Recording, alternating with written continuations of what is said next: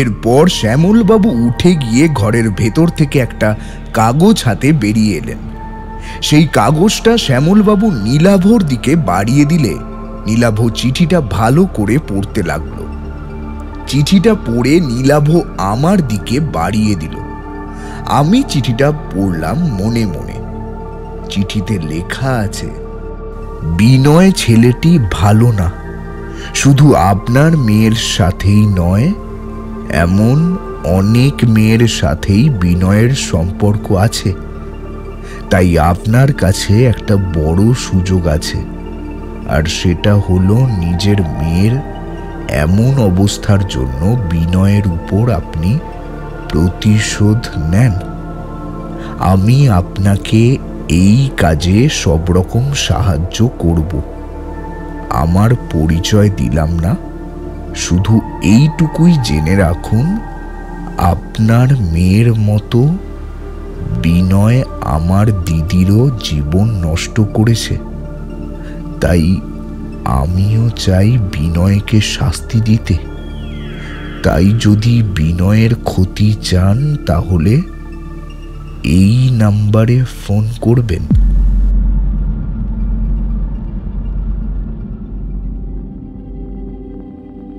নমস্কার শ্রোতা বন্ধুরা, আপনারা কেমন আছেন? আশা করি ভালোই আছেন। প্রত্যেক শুক্রবারের মতো আজকেও আমরা অর্থাৎ টিম গপ্পজুজু নিয়ে এলাম একটি নতুন গল্প। লেখিকা মৌরুই দাসের কলমে রহস্যের জাল। তাহলে শুনে নেওয়া যাক।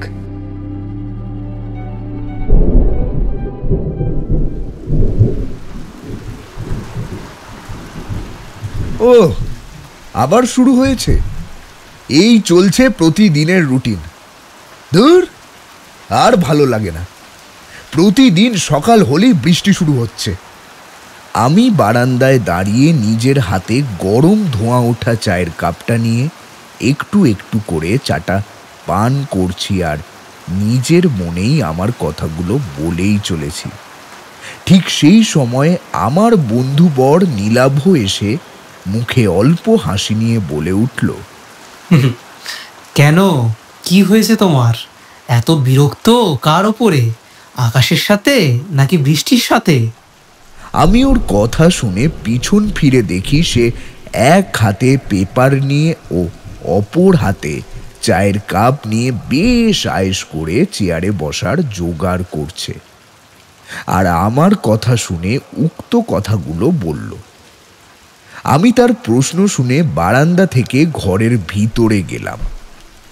চেয়ার টেনে পাশে গিয়ে বসলাম আর বললাম, আর বলো না, এই যে প্রতিদিন সকাল হলেই বৃষ্টি শুরু হচ্ছে। তাই তো আমি বলছি যে হচ্ছিস যখন তখন ভালোভাবেই হ না। সেই তো অফিসের সময়টাতেই বন্ধ হয়ে যাবে, তারপর তাড়াহুড়ো করে আবার অফিসে ছোট। যেমনি আবার অফিস পৌঁছে যাব অমনি আবার মুষলধারায় বৃষ্টি শুরু হয়। সেই বৃষ্টি গিয়ে বন্ধ হয় যখন আবার বাড়ি ফিরব। তাই বলছি ভালো লাগছে না। কি আর করা যাবে বলো? আসলে বৃষ্টিটা তোমার পরীক্ষা নিচ্ছে, দেখছে তোমার ধৈর্য কতখানি। আর তাছাড়াও এটা তো বর্ষা শুরুর বৃষ্টি, এখন তো এমন হবেই। তাও যে বলো, তোমার অফিস যাওয়া আর আসার সময়টা বৃষ্টি বন্ধ থাকে, এই তো অনেক। না হলে যে প্রতিদিন ভিজে ভিজে অফিসে যেতে আর আসতে, তারপর একদিন নির্ঘাত শরীর খারাপ হতো। কি বলো? সেটা বলতে পারোই তুমি। তবে আজ বৃষ্টিটা একটু বেশিই পড়ছে। অফিস যাওয়ার সময় না বন্ধ হলে কিভাবে যে অফিস যাব সেটাই ভাবছি। আরে একটু অপেক্ষা করো, আমার মন বলছে একটু পরেই বৃষ্টি বন্ধ হয়ে গিয়ে ঝলমলে রোদ উঁকি দেবে। এই কেন গো, আবহাওয়া দপ্তরের সাথে কথা হলো বুঝি? এই নীলাভ, তোমার তো এখন ছুটি। আগের কেসটা তো সমাধান হয়ে গেছে, তাই তো? আসলে নীলাভ পেশাগত দিক দিয়ে একজন প্রাইভেট ডিটেকটিভ। তুখোড় বুদ্ধিসম্পন্ন একজন ডিটেকটিভ হিসেবেই নীলাভ সমাজে বেশি পরিচিত। অনেক বড় বড় কেস সমাধান করেছে তার এই তীক্ষ্ণ ক্ষুরধার বুদ্ধির জোরে।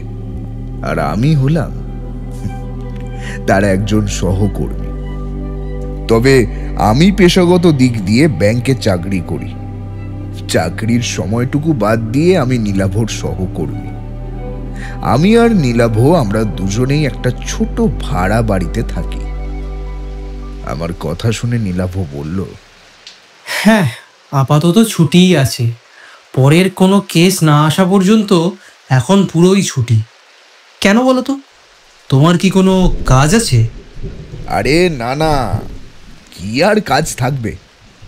আমি ভাবছিলাম দুদিন কাছে পিঠে কোথাও একটু ওই ঘুরে এলে ভালো হতো না, কি বলো তুমি? সে তো যাওয়াই যায়, দেখছি। কিন্তু তোমার অফিস, তার কি হবে? ও সে আমি দুদিনের ছুটি সামলে নেব। আচ্ছা, বলছো তাহলে। তা তুমিই বলো না হয়, কোথায় যেতে চাও? আমি যেই কথা বলতে যাব অমনি সময় দরজায় কলিং বেলের শব্দ শোনা যেতেই আমরা দুজনেই দরজার দিকে তাকালাম। ভাবলাম এত বৃষ্টির মধ্যে আবার কে এলো। তখন আমি হাঁক দিয়ে মিতুল মাসিকে ডাক দিলাম। কই গো মিতুল মাসি, একটু দরজাটা খুলে দাও তো। তারপর রান্নাঘর থেকে বেরিয়ে আঁচলে হাত মুছতে মুছতে দরজার দিকে যেতে লাগলো। হ্যাঁ, বলে রাখা ভালো, মিতুল মাসি আমাদের জন্য রান্না বান্না করে দেয়। ঘরের সমস্ত কাজ মিতুল মাসি করে, আর আমরা দুজনে বাজার করে দিই। মিতুল মাসির ছেলে আর বৌমা খুবই খারাপ মানুষ। বয়স হয়েছে মিতুল মাসির, আগের মতো আর হাতের জোর নেই, তাড়াতাড়ি কাজ করতে পারে না। তবে আস্তে আস্তে কাজ করলেও আমাদের জন্য সময়ই সবকিছু করে দেয়। একদিন বাড়ি ফেরার পথে নীলাভ মিতুল মাসিকে আমাদের এই ছোট্ট ভাড়ার ঘরে নিয়ে এসেছে। সেই থেকেই এখানে আছে। বাড়ির ঠিকানা জিজ্ঞাসা করেছিলাম, কিন্তু তিনি আর বাড়ি ফিরে যেতে চাননি, তাই আমরাও আর কোনো কথা বলিনি। মিতুল মাসি বলেছিল তার ছেলে ঘুরতে যাওয়ার নাম করে দোকানের সামনে নামিয়ে দিয়ে গেছে। অনেকটা সময় পার হয়ে গেলেও যখন ছেলে আর ফিরে আসে না, তখন মিতুল মাসি বুঝতে পারে ছেলে তার মাকে রাখতে চায় না। তাহলে আর সেখানে ফিরে যাবে কার জন্য? সেদিন বুঝেছিলাম অনেকটা অভিমান হয়েছে ছেলের উপর। স্বামী মারা গিয়েছিল নাকি অনেক বছর আগেই, তাই তার আর কোনো পিছুটান নেই। যেখানে দুমুঠো খেতে পাবে সেখানেই থেকে যাবে। আমি ভাবি আজকাল আমরা যত উন্নত হয়েছি ততই যেন আমাদের অবনতি হয়েছে। যে বাবা মা আমাদের পৃথিবীর আলো দেখালো, সেই বাবা মাকেই আমরা বাড়ি থেকে বেরিয়ে যেতে, কথাটি বলতে মুখে একটু আটকায় না। কেমন আজব সব আমরা মানুষ। আগের কথাগুলো ভাবতে ভাবতেই বসার ঘরে এসে হাজির হলো বয়স ৬০-৬৫ একজন লোক। পরনে ওনার সাদা রঙের পাঞ্জাবি আর সাদা প্যান্ট, চোখে চশমা, হাতে একটা পুরনো দিনের ঘড়ি।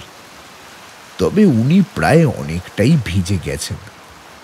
আমাদের সামনে এসে দাঁড়াতেই আমি বলে উঠলাম, এ কি অবস্থা আপনার, পুরো তো ভিজে গেছেন। দাঁড়ান দাঁড়ান, আমি টাওয়ালটা নিয়ে আসছি। আমার কথা শুনে তিনি বলে উঠলেন, না না, তার আর কোনো দরকার নেই, আমি ঠিক আছি। আমি তখন ওনার দিকে তাকিয়ে বলে উঠলাম, আহা, ঠিক আর কোথায় আছেন? দেখতেই তো পাচ্ছি আপনি পুরো ভিজে গেছেন। দাঁড়ান, একটু অপেক্ষা করুন আপনি, আমি টাওয়ালটা নিয়ে আসছি। না হলে কিছুক্ষণের মধ্যে ঠান্ডা লেগে একটা অসুখ বাঁধিয়ে বসবেন। আমি কথা বলেই ঘরের ভেতর চলে গেলাম। কিছুক্ষণের মধ্যে একটা টাওয়াল এনে সামনে দাঁড়িয়ে থাকা মানুষের হাতে ধরিয়ে দিতেই উনি বিনা সংকোচে টাওয়ালটা হাতে নিয়ে ভালো করে ওনার হাত পা মুছে নিলেন। তারপর আমি ওনাকে বললাম, এবার আপনি বসুন। আর মিতুল মাসি, এক কাপ চা দিয়ে যেও তো বসার ঘরে। না না, চায়ের দরকার নেই, কারণ কারণ চা খাওয়ার মতো পরিস্থিতিতে আমি এখন নেই, বুঝলেন? ওনার কথা শুনে আমি একটু অবাক হলাম আর জিজ্ঞাসা করলাম, কেন, কি হয়েছে আপনার? আপনার নাম কি? কোথা থেকে আসছেন? আচ্ছা আচ্ছা, ডিটেকটিভ নীলাভ চ্যাটার্জি বাড়িতে আছেন? ওনার সাথে আমার খুবই দরকার ছিল। যদি বাড়িতে আছেন তাহলে একটু ডেকে দিন না, আমি আমার কথা বলেই চলে যাব। ওনার কথা শেষ হতেই পাশ থেকে নীলাভ বলে উঠল, বলুন, আমি নীলাভ চ্যাটার্জি। কি দরকার আমার সাথে? নীলাভর কথা শুনে তিনি বলে উঠলেন, নমস্কার, আমার নাম দেবাশিস নিয়োগী। আমার বাড়ি শ্যামবাজারে। আমি অনেক বড় বিপদে পড়ে আপনার কাছে এসেছি। আচ্ছা, কিরকম বিপদ? গত 3-4 দিন থেকে আমি আমার ছেলেকে খুঁজে পাচ্ছি না। পুলিশকে জানিয়েছেন? হ্যাঁ, পুলিশকে তো খবর দেওয়া হয়েছে। পুলিশ কি বলছে? পুলিশ বলেছে কোনো খবর পেলেই জানানো হবে, কিন্তু আজ তো 3-4 দিন হয়ে গেল। কই, তারা তো আমার বিনুর কোনো খবর দিতে পারলো না। তাই আমি বাধ্য হয়ে আপনার কাছে এসেছি। কাল আমার এক বন্ধুর কাছে আপনার খবর পেয়ে আজ সকাল হতেই চলে এসেছি। এখন আপনি আমার একমাত্র ছেলেকে খুঁজে বার করুন। ছেলে ছাড়া আমার বংশে আর কেউ নেই। ওই ওই একটিই আমার বংশের প্রদীপ। অনেক কষ্টে বিনু আমাদের কাছে এসেছে। আমাদের কোনো সন্তান হচ্ছিল না। তারপর আমার স্ত্রী অনেক ঠাকুর, অনেক মানত করে বিনু আমাদের কোলে এসেছে। তাই বিনু আমাদের খুবই আদরের। ওর মায়ের অবস্থা একেবারেই ভালো নেই। ছেলেকে খুঁজে না পাওয়ার জন্য কেঁদে কেঁদে অবস্থা একেবারেই খারাপ করে ফেলেছে। এইরকম পরিস্থিতিতে তাই আমি কি করব, কোথায় যাব, কিছুই বুঝতে পারছি না। ছেলেটা আমাদের ভালো আছে কিনা কে জানে। দেবাশিস বাবুর কথা শুনে আমি বুঝতে পারলাম উনি খুবই চিন্তিত। তাই ওনাকে শান্ত হতে বললাম। ইতিমধ্যে মিতুল মাসি চা নিয়ে হাজির হলো বসার ঘরে। নাও, আগে খেয়ে নাও দেখি, না হলে তো জড়িয়ে সব ঠান্ডা হয়ে যাবে। আমি আগে জলের গ্লাসটা ওনার দিকে বাড়িয়ে দিলাম। উনি গ্লাস হাতে কিছুটা জল পান করে নিজেকে স্বাভাবিক করে সোফায় বসলেন। তারপর আমি চায়ের কাপটা ওনার দিকে বাড়িয়ে দিলাম। যদিও উনি চা খেতে চাইছিলেন না, তাও সৌজন্যের খাতিরে চাটা হাতে নিয়ে 2 চুমুক দিলেন। তখন নীলাভ বলে উঠল, আচ্ছা, গোড়া থেকে সম্পূর্ণ ঘটনাটা এবার আপনি আমাকে খুলে বলুন তো। তাছাড়া আমি কিচ্ছুই বুঝতে পারবো না। ছোট থেকে ছোট কথা পর্যন্ত বলবেন, কিচ্ছু বাদ দেবেন না। আপনি বলুন। আচ্ছা ঠিক আছে, তাহলে প্রথম থেকেই বলি। বিনুর ভালো নাম বিনয় নিয়োগী। ওর মা ভালোবেসে বিনু বলে ডাকে। তো আজ থেকে 3-4 দিন আগে বিনু তার বিয়ের জন্য কিছু জামা কাপড় কিনতে গিয়েছিল। তারপর আর ফিরে আসেনি। এইখানে বলে রাখি, বিনুর এই পরের সপ্তাহে বিয়ে। কার্ড ছাপানো হয়ে গেছে, টুকটাক নেমন্তন্ন করা হচ্ছিল। তা আমাকে বলে গিয়েছিল সামনের একটা নতুন শপিং মল উদ্বোধন হয়েছে, সেখানেই কিছু জামা কাপড় কিনতে যাচ্ছে। আচ্ছা দেবাশিস বাবু, আপনি কি করেন? মানে বলতে চাইছি, আপনি কি কোনো চাকরি করেন? হ্যাঁ, আমি আগে চাকরি করতাম স্কুলে। আমি একজন শিক্ষক। তবে বেশ কিছু বছর আগে রিটায়ার করেছি। তারপর থেকে ঘরেই আছি। ছেলে কি করে? ছেলে একটা প্রাইভেট কোম্পানিতে চাকরি করে। সবে 5-6 মাস হবে জানেন চাকরিটা পেয়েছে। আর তারপরেই বিয়েটা দিচ্ছিলাম। তো সেদিন বিনু আমাকে বলল সোমাও যাবে ওর সাথে। এখানে বলি, ওই সোমার সাথেই বিনুর বিয়ে ঠিক হয়েছে। দুপুর গড়িয়ে গেলেও বাড়ি ফিরছে না দেখে ওকে ফোন করলাম। তখন ওর ফোন বন্ধ। আর তারপর সোমাকে করলাম, তো সোমা বলল, হ্যাঁ আঙ্কেল, বিনয় আমার সাথে শপিং মলে যাবে বলেছিল, আমাকে নিতে আসার কথা, কিন্তু ও তো আসেইনি। আমি ভাবলাম ওর কোনো জরুরি কাজ পড়ে গেছে হয়তো, তাই আসবে না। আমি অনেকবার ফোন করেছিলাম, কিন্তু ওর ফোন তো বন্ধ, তাই আর ফোন করিনি। কেন আঙ্কেল, কি হয়েছে? আর বলো না মা, বাড়ি থেকে তো বেরোলো যে দোকানে যাচ্ছি এই বলে, তুমিও যাবে বললো। অনেক বেলা হয়ে গেছে তাই ফোন করছি, কিন্তু ফোনটা বন্ধ আছে দেখে এখন তোমাকে করছি। এখন তুমিও বলছো তোমার সাথে কথা হয়নি, তাহলে ছেলেটা গেল কোথায়? দাঁড়াও দাঁড়াও, আমি দেখছি ওর বন্ধুদের দু একজনের নাম্বার আছে আমার কাছে, ওদের ফোন করে দেখি যদি ওরা বিনুর কোনো খবর দিতে পারে। আচ্ছা আচ্ছা, আমি এখন রাখছি। হ্যাঁ হ্যাঁ আঙ্কেল, তুমি দেখো, আর আমিও দেখছি বাকিদের ফোন করে। যদি কোনো খবর পাই তাহলে আমি তোমাকে জানাচ্ছি, আর তুমিও কোনো খবর পেলে আমাকে জানিও। আচ্ছা বেশ। এই বলে আমি ফোন কেটে বিনুর যে দু তিনজন বন্ধুর নাম্বার আমার কাছে ছিল তাদের ফোন করলাম, কিন্তু তারা আমাকে বিনুর ব্যাপারে কোনো খবর দিতে পারলো না। ওদিকে সোমাও কোনো খবর দিতে পারলো না। এইভাবে অনেকটা সময় কেটে যায়, দুপুর গড়িয়ে বিকেল হয়ে যায়। আমাদের খুব চিন্তা হতে থাকে জানেন, কিন্তু ছেলের কোনো খবর পাওয়া যায় না। রাত হয়ে গেলেও বিনুর যখন কোনো খবর পাওয়া গেল না, তখন আমি আর ওর মা থানায় যাই, পুলিশকে সব ব্যাপার খুলে বলি। পুলিশ বিনুর একটা ছবি আর ওর ফোন নাম্বার নিল, যেখানে কাজ করতো তার ঠিকানাও নিল, সাথে আমার ফোন নাম্বার আর বাড়ির ঠিকানা নিয়ে বলল কোনো খবর পেলে ফোন করে জানাবে। আর দেখুন, তারপর থেকে তো আজ প্রায় 3-4 দিন হয়ে গেল, বিনুর কোনো খবর পুলিশ দিতে পারলো না। তাই আর কোনো উপায় না পেয়ে আপনার কাছে এলাম।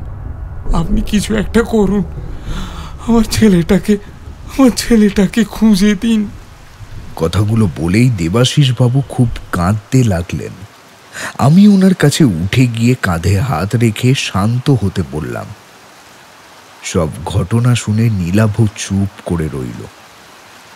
কিছু একটা ভেবে নীলাভ বলে উঠল, আচ্ছা দেবাশিস বাবু, আমি আপনার কেসটা হাতে নিলাম, আপনি কোনো চিন্তা করবেন না, আমি দেখছি কি করা যায়। আপনি এক কাজ করুন, আপনি আপনার ছেলের একটা ছবি, তার ফোন নাম্বার, যে অফিসে কাজ করতো তার ঠিকানা, সাথে আপনার ফোন নাম্বার এবং আপনার বাড়ির ঠিকানা সব একটা কাগজে লিখে দিয়ে যান। একটু পর দেবাশিস বাবু একটা কাগজে বিনুর সব ডিটেলস লিখে দিল। নীলাভর হাতে কাগজটা দিয়ে দেবাশিস বাবু বলে উঠলেন, আচ্ছা তাহলে আজ আমি চলি, কোনো খবর পেলেই আমাকে জানাবেন, কিন্তু টাকার জন্য চিন্তা করবেন না, আপনি যত টাকা বলবেন তাই দেব, শুধু আমাদের ছেলেটাকে খুঁজে বের করুন। আমরা বিনুর একটা খবর পাওয়ার জন্য অধীর আগ্রহে অপেক্ষা করব। সে আমি জানি, সন্তান বড় হোক বা ছোট হোক, বাবা মায়ের কাছে তাদের সন্তান বরাবরই ছোটই থাকে। আপনি কিচ্ছু চিন্তা করবেন না, আমি যত তাড়াতাড়ি সম্ভব আপনাকে খবর দিচ্ছি। আচ্ছা দেবাশিসবাবু, একটা কথা, বিনু নিখোঁজ হওয়ার পর আপনার কাছে কোনো ফোন টোন কিছু আসেনি? মানে বলতে চাইছেন কোনো কিডন্যাপের থেকে? হ্যাঁ তেমনই কিছুটা, মানে এসেছিল কোনো ফোন? না নীলাভ বাবু, কোনো ফোন আসেনি আমার কাছে। আচ্ছা বেশ, আপনি এখন বাড়ি যান, আমি দেখছি ব্যাপারটা। এরপর দেবাশিস বাবু বাড়ি ফিরে যান। দেবাশিস বাবু বাড়ি যেতেই বৃষ্টি বন্ধ হয়ে রোদ ঝলমলে আকাশের দেখা পাওয়া যায়। তাই অগত্যা আমাকে অফিস যেতেই হয়। নীলাভ একাই বাড়ি ছিল। অফিস থেকে বাড়ি ফিরে আমি দেখলাম নীলাভ নিজের ঘরে বসে কিছু একটা ভাবছে। মিতুল মাসি আমাদের জন্য বিকেলের চা জল খাবার দিয়ে গেছে।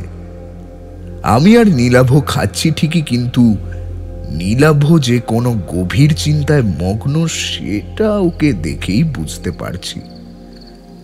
আমি নীলাভকে ডেকে জিজ্ঞাসা করলাম, এই কি এত ভাবছো? ভাবছি তো অনেক কিছুই। কি বলছো? আমি তো কিছুই বুঝতে পারছি না। বলছি দাঁড়াও। আসলে তুমি তো অফিসে চলে গেলে, তারপর আমি একবার থানায় গিয়েছিলাম, বড়বাবুর সাথে কথা বললাম।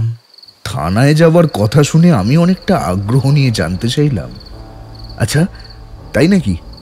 তা কি বললো বড়বাবু? বড়বাবু আমাকে জানালো বিনয়ের লাস্ট লোকেশন আর লাস্ট কলের ব্যাপারে। তা কোথায় ছিল সেই লাস্ট লোকেশন, আর লাস্ট কল কার আছে? লাস্ট লোকেশন আছে তার বাড়ি থেকে কিছুটা দূরেই, তাও মোটামুটি 1-2 কিলোমিটারের মধ্যেই। আর লাস্ট কল? লাস্ট কল সোমার। এই দাঁড়াও দাঁড়াও, সোমা বলতে যার সাথে ওর বিয়ে ঠিক হয়ে আছে সেই মেয়ে? হ্যাঁ, সেই মেয়েটি। আচ্ছা, বিনয় তো ওর বাবাকে বলে গিয়েছিল যে সামনের কোনো শপিং মলে যাবে জামা কাপড় কিনতে, সেখানে পুলিশ খবর নিয়েছে? হ্যাঁ, খবর নিয়েছে। সেই মলের এন্ট্রি আর এক্সিট পয়েন্টে যে সিসিটিভি ক্যামেরা লাগানো আছে তাতে সেদিনের কোনো ফুটেজে বিনয়ের ছবি ধরা পড়েনি। তাই এর থেকে একটা ব্যাপার তো স্পষ্ট, সেদিন বিনয় বাড়ি থেকে মলে যাচ্ছি বলে গেলেও বিনয় কিন্তু মলে যায়নি। আচ্ছা, যার সাথে লাস্ট কল হয়েছে সেই সোমার সাথে কথা বলে পুলিশ কি কিছু জানতে পেরেছে? কিছু না। সোমা বলেছে মলে যাওয়ার জন্য বিনয় তাকে ফোন করেছিল ঠিকই, কিন্তু শেষ পর্যন্ত তার সাথে আর দেখা করেনি। অনেকক্ষণ অপেক্ষা করার পরও যখন দেখে যে বিনয় আসে না, তখন অনেকবার করে ফোন করলে বিনয়ের ফোন বন্ধ পায়। ও হয়তো বুঝে যে কোনো কাজে পড়ে গেছে, তাই হয়তো আসতে পারেনি। আচ্ছা, যে জায়গা থেকে বিনয়ের ফোন বন্ধ হয়েছে সেখানে কোনো সিসিটিভি ক্যামেরা নেই? না, সেখানে নেই। তবে তার কিছুটা আগে একটা সিসিটিভি ক্যামেরায় বিনয়কে দেখা গেছে। বিনয় হেঁটেই যাচ্ছিল, সেটাই দেখা গেছে। কিন্তু তার কিছুটা দূরের একটা ক্যামেরায় আর বিনয়কে দেখা যায়নি। এ আবার কেমন কথা? আগের ক্যামেরায় বিনয়কে দেখা যাচ্ছে, পরের ক্যামেরায় বিনয় উধাও। এটা কোনো ম্যাজিক চলছে কি? না, কিছু তো গন্ডগোল আছে। ভাইয়া, গন্ডগোল তো আছেই। গন্ডগোল না থাকলে এমন কাজ কি কেউ করতো? সব কিছু প্ল্যান করে করেছে যে বা যারা এই ঘটনাটা ঘটিয়েছে। তবে একটা বিষয় স্পষ্ট, জানো, বিনয়কে তারা একটা ব্ল্যাক টাটা সুমো গাড়ি করে নিয়ে গেছে। সেটা কিভাবে জানলে তুমি? কারণ পুলিশ সেই আগের সিসিটিভি ক্যামেরার ফুটেজ সংগ্রহ করেছে, তাতে স্পষ্ট দেখা যাচ্ছে একটা ব্ল্যাক টাটা সুমো গাড়ি। কারণ তার আগে বা পরে সেই রাস্তা দিয়ে আর কোনো গাড়ি যায়নি। আর তাছাড়া তার আগে রাস্তার কোনো বাঁক নেই, অন্য কোনো রাস্তাও নেই। বিনয়কে যেতে হলে ওই রাস্তাটা ক্রস করতেই হবে। তাই একেবারেই সঠিক যে বা যারা বিনয়কে নিয়ে গিয়েছে তারা ওই ব্ল্যাক টাটা সুমো গাড়ি করেই নিয়ে গিয়েছে। গাড়ির নাম্বার কি দেখা যায়নি? দেখা গেছে, কিন্তু নম্বরটা ভুল। সে কি? তাহলে এখন উপায়? আচ্ছা, বিনয় যেখানে চাকরি করত সেখানের কোনো কথা জানতে পেরেছো? হ্যাঁ, পুলিশ সেই কোম্পানিতে গিয়েছিল বটে, কিন্তু সেখানে বিনয়ের ব্যাপারে অনেক খোঁজ খবর নেওয়ার পর শুধু এটুকুই জানতে পেরেছে যে বিনয় খুব ভালো ছেলে ছিল, কাজের ব্যাপারে খুব সিরিয়াস, সময় অফিসে আসতো, আবার সময়ে বাড়িও যেত, কোনো খারাপ রেকর্ড নেই। অফিসের কোনো কলিগের সাথেও কোনো রকম কোনো ঝগড়া ছিল না, একেবারে ক্লিন শেড চরিত্র। তাহলে বিনয় গেল কোথায়?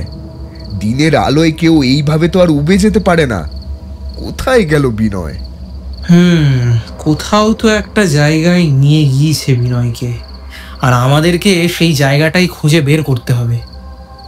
আচ্ছা চলো কিছু খেয়ে নিই, তারপর ভেবে দেখছি কি করা যায়। কাল একবার ওই সোমা বলে মেয়েটির সঙ্গে দেখা করতে যেতে হবে, সাথে বিনয়ের অফিসেও যাব, দেখি নতুন কোনো তথ্য পাই কিনা। কিন্তু পুলিশ তো গিয়েছিল। হ্যাঁ, তা গিয়েছিল, কিন্তু পুলিশ দেখলে অনেকেই চুপ করে থাকে। দেখি আমি গিয়ে একবার জিজ্ঞাসাবাদ করে কিছু জানতে পারি কিনা। তাহলে কাল আমি তোমার সাথে যাব। যাবে? আর তোমার অফিস? ছুটি নিয়েছি। আচ্ছা বেশ। পরের দিন সকাল হতেই নীলাভ দেবাশিস বাবুকে একবার ফোন করে সোমার বাড়ির ঠিকানাটা জেনে নিল। আর তার কিছুক্ষণ পরে আমি আর নীলাভ বেরিয়ে পড়লাম সোমার বাড়ির উদ্দেশ্যে। কিছুক্ষণের মধ্যেই সোমার বাড়িতে পৌঁছে গেলাম।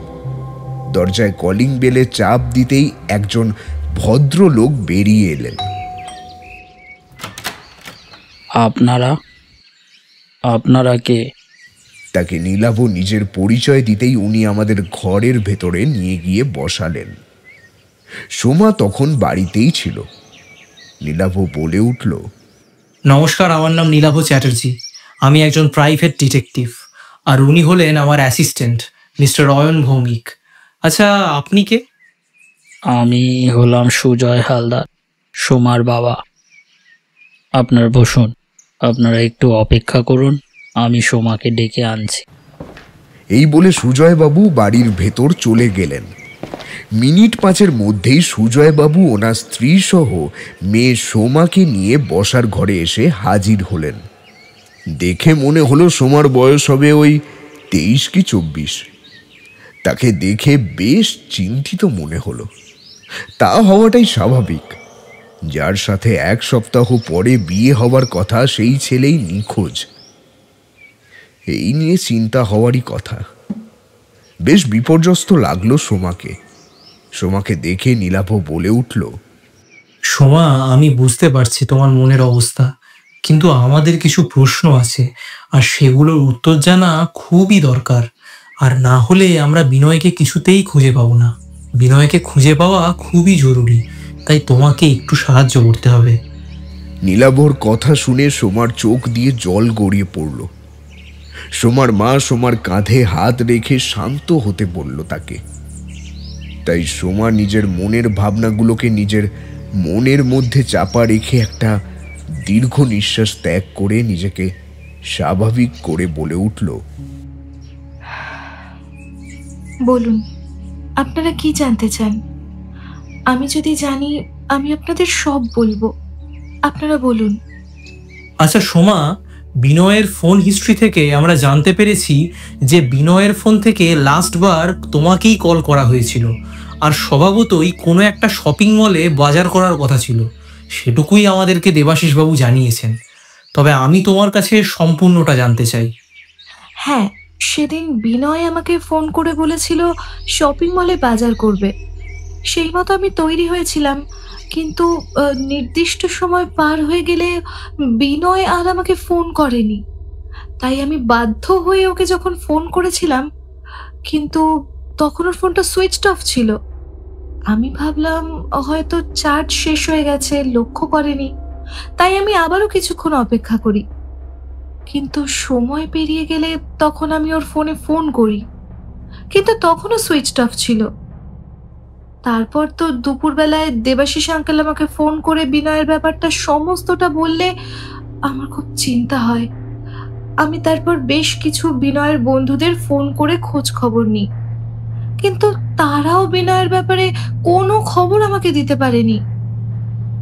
তারপর তো এত দিন হয়ে গেল, বিনয়ের কোনো খোঁজ খবর নেই। কোথায় আছে, কেমন আছে, আমরা কিচ্ছু জানি না। জানি না কোথায় গেছে, কেন এমনটা করছে বিনয়। 1 সপ্তাহ পর আমাদের বিয়ে, আর এখন কোথায় চলে গেল বিনয়? আমি কিছু বুঝতে পারছি না। আমার মন ভালো নেই। সারাদিন ঘরে বসে বসে শুধু বিনয়ের কথা ভেবে ভেবে চিন্তা হচ্ছে। জানি না কেমন আছে বিনয়। আপনারা ওকে খুঁজে বার করুন। বুঝতে পারলাম বিনয়ের এভাবে নিখোঁজ হয়ে যাওয়ায় সোমা একেবারেই ভেঙে পড়েছে। তখন নীলাভ বলল, সোমা, তুমি নিজেকে একটু সামলাও। বিনয়ের যেসব বন্ধুরা বিনয়ের সব কথা বলে, সেসব বন্ধুদের পারলে নম্বরটা একটু দিও তো আমাকে। আমি তাদের সঙ্গে একবার কথা বলতে চাই। আচ্ছা, ঠিক আছে। আমার কাছে যে বন্ধুগুলোর নাম্বার আছে, আমি সবকটা বন্ধুর নাম্বার আপনাকে দিয়ে দিচ্ছি। আপনি দেখুন কতটা কি করা যায়। আচ্ছা সোমা, একটা বিষয়, এই কদিনের মধ্যে বিনয়ের মধ্যে কি কোনো কিছু অস্বাভাবিক লক্ষ্য করেছিলে? মানে আমি বলতে চাইছি যে হয়তো বিনয় এমন কিছু একটা সমস্যার সম্মুখীন হয়েছিল যা হয়তো ওর বাবা মাকেও বলতে পারেনি, হয়তো তোমাকে বলেছে, বা তুমি সেটা লক্ষ্য করেছো। আমি সেটাই জানতে চাইছি। মানে বিনয়ের মধ্যে কি তুমি এমন কিছু একটা দেখেছিলে যেটা তোমার স্বাভাবিক বলে মনে হয়নি?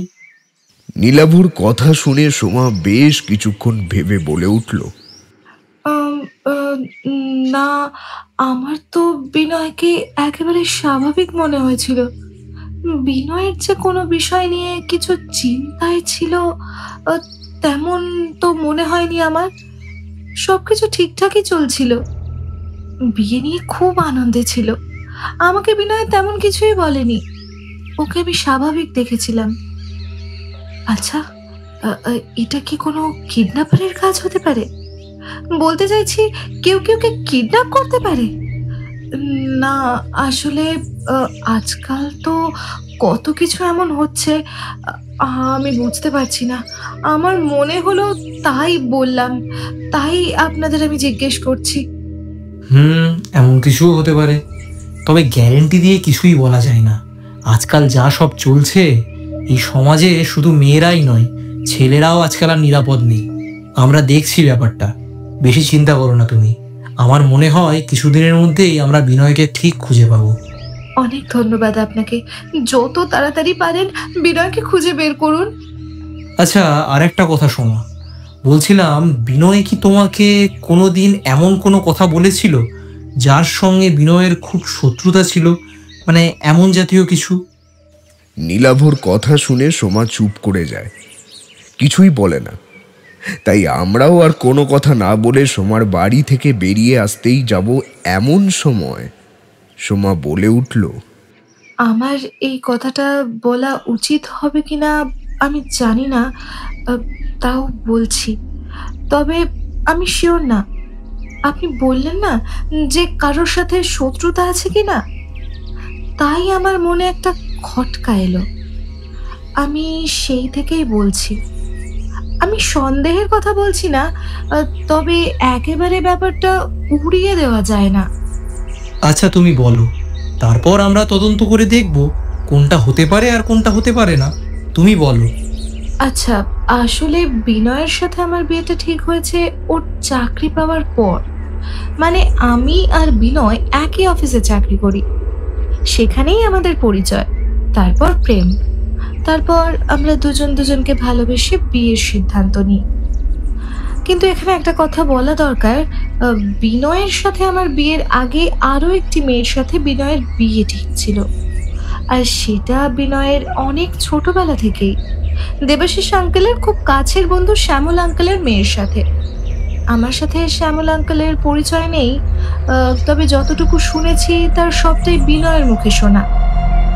শ্যামল আঙ্কেলের পুরো নাম শ্যামল সান্যাল, আর ওনার একটাই মেয়ে রিয়া। ছোটবেলা থেকেই নাকি দেবাশিস আঙ্কেল আর শ্যামল আঙ্কেল ঠিক করেছিলেন বিনয় আর রিয়ার বিয়ে দেবেন, আর তাদের মধ্যে বেশ কিছু বছর প্রেমের সম্পর্ক ছিল। কিন্তু পরবর্তীকালে চাকরি পাওয়ার পর বিনয় আমার প্রেমে পড়ে। তখন তাদের মধ্যে কি এমন হয় আমি সেটা জানি না, আমি জানতেও চাইনি বিনয়ের কাছে কোনোদিন। আমার মতে অতীত জেনে কি লাভ, আমি বর্তমানে বিশ্বাসী। তারপর আমরা 2-1 মাস প্রেম করার পরে বিয়ের সিদ্ধান্ত নিই। তো সেই ঘটনা যখন জানাজানি হয়, তখন শ্যামল আঙ্কেল দেবাশিস আঙ্কেলের সাথে নাকি খুব ঝামেলা হয়। আমি তো শুনেছিলাম হাতাহাতি পর্যন্ত হয়েছিল। আর শ্যামল আঙ্কেল বলেছিলেন, ছেলের বিয়ে কিভাবে দিতে পারিস আমিও দেখে নেব। তোর ছেলের আগে আমি আমার মেয়ের বিয়ে দিয়ে দেখাবো। তোরা কি ভেবেছিস এইভাবে একটা সম্পর্কে থেকে আরও একটা সম্পর্কে জড়িয়েছে তোর ছেলে? এখন বলছে রিয়ার সাথে সম্পর্কটা রাখবে না, এটা কি ঠিক? আর এসব ঘটনা জেনে তুই তোর ছেলেকে একটু সাবধান করিসনি? আমার মেয়েটা কি ফেল না? তোর ছেলের আগে আমি আমার মেয়ের বিয়ে দিয়ে দেবো, তাও আবার ভালো কোনো ছেলের সাথে। তোর ছেলের থেকেও ভালো ছেলের সাথে বিয়ে দেব। তুই আমাদের এত বছরের বন্ধুত্বের সম্পর্কটা নষ্ট করে দিলি। আমাকে এই সব কথা বিনয় বলেছিল, আর এ কথা আমি যখন জানতে পারি আমার নিজেরও খুবই খারাপ লাগে। সত্যি তো, তবে আমার কিছুই করার নেই। তারপর আমাদের বিয়ে ঠিক হয়, আর তো 1 সপ্তাহ বাকি ছিল, আর এরই মধ্যে কি যে হয়ে গেল আমি বুঝতে পারছি না। আচ্ছা, তাহলে বলতে চাইছো শ্যামলবাবু বিনয়কে কিডন্যাপ করে থাকলেও থাকতে পারেন, তাই তো? আমি এমনটা বলতে চাইছি না, তবে একেবারে উড়িয়েও দিতে পারছি না। কারণ শ্যামলবাবু আমাদের বিয়েটা একেবারে মেনে নেননি, আর খুবই রেগে গিয়েছিলেন। এইসব ঘটনা শুনে রিয়ার অবস্থাও খুব খারাপ হয়ে গিয়েছিল। বিয়েটা ভেঙে যাওয়ার পর রিয়া তো সুইসাইড করার চেষ্টাও করেছিল, বিষ খেয়েছিল। অনেক কষ্টে রিয়াকে বাঁচানো হয়েছে। তারপর থেকে রিয়া কোমায় চলে গেছে। তাই এ থেকে আমার মনে হয় শ্যামল আঙ্কেল এ কাজ করে থাকলেও থাকতে পারে। আমি শিওর না, তবে আমার মনে হলো। এবার আপনারা একটু খোঁজ খবর নিয়ে দেখুন আদেও এটা সত্যি হতে পারে কিনা। অনেক ধন্যবাদ সোমা এই তথ্যটা আমাকে দেওয়ার জন্য। আমরা খোঁজ খবর নিচ্ছি, দেখি মনে হয় কিছুদিনের মধ্যেই আমরা সব কিছু জানতে পারবো। নিজের শরীরের খেয়াল রেখো, অত বেশি চিন্তা করো না। ওকে, আজ আমরা আসছি তাহলে। এই বলে আমি আর নীলাভ সোমার বাড়ি থেকে বেরিয়ে আসছিলাম, তখন নীলাভ আবার পিছন ঘুরে সুজয় বাবুর দিকে তাকিয়ে বলে উঠল, আচ্ছা সুজয় বাবু, আপনার কি একটি সন্তান? না মানে আমি বলতে চাইছি আপনার কি আরো সন্তান আছে? নীলাভর কথার মাথা মুন্ডু কিছুই বুঝতে পারলাম না। দেবাশিস বাবু তো আমাদের বলেছিলেন সোমা তার বাবা মার একমাত্র মেয়ে। তাহলে এখন আবার নীলাভ কি কথা জিজ্ঞাসা করছে? নীলাভ বেশ উৎসুক দৃষ্টিতে সুজয় বাবুর দিকে তাকিয়ে থাকলে সুজয় বাবু আমতা আমতা করে বলে উঠলেন, মানে কি বলতে চাইছেন আপনি? বলতে আমি চাইছি যে ওইখানে একটা ফটো ফ্রেম দেখছি, সেখানে আপনার আর আপনার স্ত্রীর দুজনের কোলেই দুটো সন্তান আছে। তাই দেখে আমার মনে হলো আপনাদের দুটো সন্তান আছে। আপনি যদি এই ব্যাপারে একটু কিছু বলেন। ও হ্যাঁ, আসলে আমাদের দুটো মেয়ে, তবে এক মেয়ে আমাদের অনেক বছর আগে মারা গেছে। তাই হঠাৎ করে আপনি এভাবে জিজ্ঞাসা করার জন্য একটু থতমত খেয়েছিলাম। ও আই এম রিয়েলি সরি সুজয়বাবু, আপনি আমাকে মাফ করবেন। না না, এখানে ক্ষমা চাওয়ার কিছু নেই। বাস্তব আমাদের মেনে নিতেই হয়, সে যতই কষ্টদায়ক হোক। আচ্ছা, তাহলে আমরা আজকে আসছি। এরপর আমরা সোমার বাড়ি থেকে বেরিয়ে আসার পর রাস্তায় এসে দাঁড়াতেই আমি নীলাভকে জিজ্ঞাসা করলাম, কি মনে হয় নীলাভ, শ্যামলবাবু এই কাজ করতে পারেন? দেখো, করতে পারেন কি পারেন না সেটা অনেক পরের কথা, কিন্তু সন্দেহটা একেবারেই উড়িয়ে দেওয়া যায় না, বুঝলে? কারণ শ্যামলবাবুর একমাত্র মেয়ে রিয়া ওই বিনয়ের জন্যই সুইসাইড অ্যাটেম্প্ট করেছিল। এখন অনেক কষ্টে প্রাণে বাঁচলেও এখনও কোমায় আছে। তাই শ্যামলবাবু এই কাজ করে থাকলেও থাকতে পারেন। তাহলে আমাদের এবার কি কাজ? একবার দেবাশিস বাবুর বাড়ি যেতে হবে। এখন? হ্যাঁ। আচ্ছা ঠিক আছে। তারপর একটা ট্যাক্সি ডেকে আমরা দেবাশিস বাবুর বাড়িতে গিয়ে হাজির হলাম। সেখানে গিয়ে পৌঁছাতেই দেবাশিস বাবু আমাদের দেখে বলে উঠলেন, আসুন নীলাভ বাবু, ভেতরে আসুন। দেবাশিস বাবু আমাদের নিয়ে গিয়ে বসার ঘরে বসতে বললেন। তারপর একজন কাজের মেয়েকে আমাদের জন্য কিছু খাবার আনতে বলল, কিন্তু নীলাভ বারণ করার জন্য দেবাশিস বাবু আর কিছু বললেন না। নীলাভ শুধু বলল, না না দেবাশিস বাবু, আমরা কিছু খাবো না, শুধু কটা কথা জানার আছে, সেগুলো জানা হলে আমরা চলে যাব। আর আপনি আমাকে আপনি করে বলবেন না, আমি আপনার থেকে বয়সে অনেক ছোট, আপনি আমাকে তুমি করেই বলতে পারেন। বেশ, তবে তাই হবে। আচ্ছা, বিনয়ের ব্যাপারে কোনো খবর জানতে পারলেন? না, এখনো কিছু জানতে পারিনি, তবে জানতে পেরে যাব। আচ্ছা দেবাশিস বাবু, আপনি তো আমাকে শ্যামলবাবুর কথা বলেননি। নীলাভর মুখে শ্যামলবাবুর কথা শুনে দেবাশিস বাবু চুপ করে বসে রইলেন। তখন নীলাভ আবার বলে উঠল, কি হলো দেবাশিস বাবু, আপনি চুপ করে রইলেন কেন? আমি আপনাকে আগেই বলেছিলাম আমাকে সব কথা খুলে বলতে, কোনো কিছু গোপন না করতে। শ্যামলবাবুর কথাটা আপনার আমাকে অবশ্যই জানানো উচিত ছিল, কারণ বিনয়বাবুর উধাও হয়ে যাওয়ার পেছনে শ্যামলবাবুর হাত থাকলেও থাকতে পারে। নীলাভর কথা শুনে দেবাশিস বাবু অবাক চোখে নীলাভর দিকে তাকালে। নীলাভ বলে উঠল, কেন দেবাশিস বাবু, আপনার কি এতটাই বিশ্বাস যে আপনার ছোটবেলার বন্ধু আপনার ছেলের কোনো ক্ষতি করতে পারে না? নিজের মেয়ের এমন অবস্থা দেখলে যে কোনো বাবাই চাইবে তার বিরুদ্ধে প্রতিশোধ নিতে। আমি কি কিছু ভুল বলছি, আপনি বলুন। হ্যাঁ, শ্যামলের কথাটা আমার জানানো উচিত ছিল, কিন্তু আমি মনে করি যে শ্যামল এমন কাজ করতে পারে। হ্যাঁ, মানছি বিনয় রিয়ার সাথে অন্যায় করেছে, তার শাস্তি পাওয়া দরকার ছিল, কিন্তু কিন্তু আমি এতে কি করতাম বলুন? বিনয় জেদ ধরেছিল সোমাকে ছাড়া ও আর কাউকে বিয়ে করবে না, আর আমরা যদি রাজি না হই তাহলে বিনয় নিজের প্রাণের হুমকি দিয়েছিল। এখন বাবা মা হয়ে নিজের ছেলের খারাপ তো আর চাইতে পারি না, তাই বিনুর মতকে সমর্থন করেছিলাম। কিন্তু এখন তো দেখছি আমাদের সেই ভুলের মাসুল এইভাবে দিতে হচ্ছে। জানি না বিনু এখন কেমন আছে, কিন্তু কিন্তু শ্যামলের কথা তুমি জানলে কিভাবে? আমাকে সোমা বলল। যদিও এই কথা বিনয় ওকে বলেছিল, সেই সন্দেহের থেকেই সোমা আমাদের শ্যামলবাবুর কথা বলেছে। দেবাশিসবাবু, আমার সন্দেহ এই কাজ শ্যামলবাবু করে থাকলেও থাকতে পারেন। ওনার কাছে যথেষ্ট কারণ আছে, তাই ওনার সাথে আমাদের কথা বলাটা খুব দরকার। আপনি যদি ওনার বাড়ির ঠিকানাটা একটু আমাকে দিতেন তাহলে খুব উপকার হতো। আমি জানি না শ্যামল এমন কিছু কাজ করতে পারে কিনা, তবে যদি প্রমাণিত হয় যে শ্যামল এমন কিছু কাজ করেছে তাহলে আমি খুবই দুঃখিত হব, কারণ বিনয়কে শ্যামল নিজে হাতে ধরে হাঁটা শিখিয়েছে, বড় করেছে।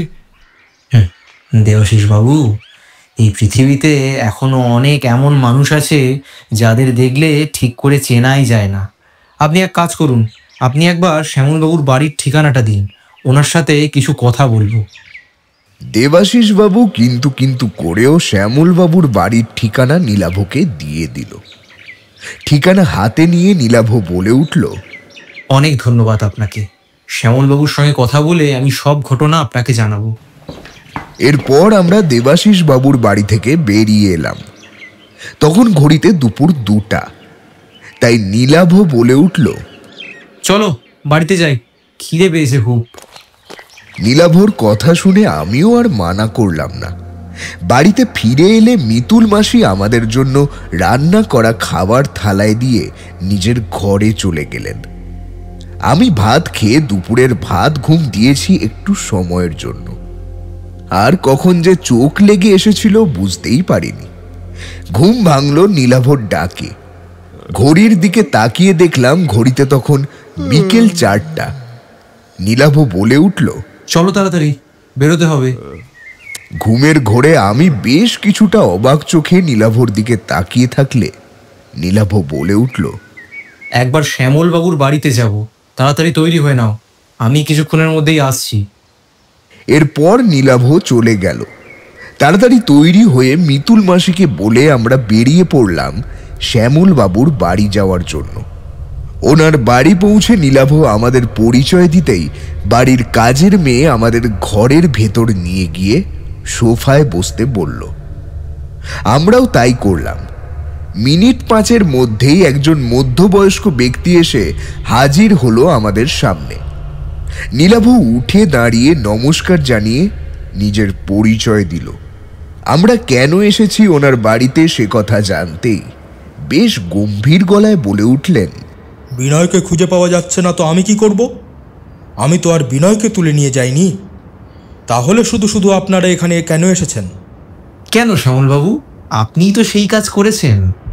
নীলাভর কথা শুনে রেগে সোফা ছেড়ে উঠে দাঁড়ালেন, আর প্রায় চিৎকার করেই শ্যামলবাবু বলে উঠলেন, কি বলছেন আপনি? আমি বিনয়কে তুলে নিয়ে এসেছি। আরে মশাই, তুলে নিয়ে আসার হলে অনেক দিন আগেই তুলে নিয়ে যেতাম, তবে আমি এই কাজ করিনি। বিনয়কে যে বা যারা তুলে নিয়ে গেছে তাদের খুঁজে বের করুন। শুধু শুধু অন্যের ওপর দোষ দেবেন না। তবে বিনয় রিয়ার সাথে যা কিছু করেছে তাতে বিনয়ের নিখোঁজ হওয়ার পর আমি এত খুশি হয়েছি যে কি বলবো। ভালো হয়েছে যে এই কাজ করেছে। পাপ পাপ পাপ যাবে কোথায়?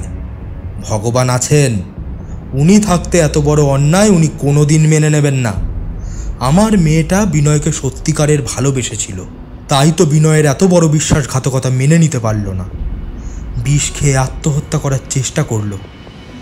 অনেক কষ্টে প্রাণে বাঁচলেও কোমায় চলে গেল আমার মেয়েটা।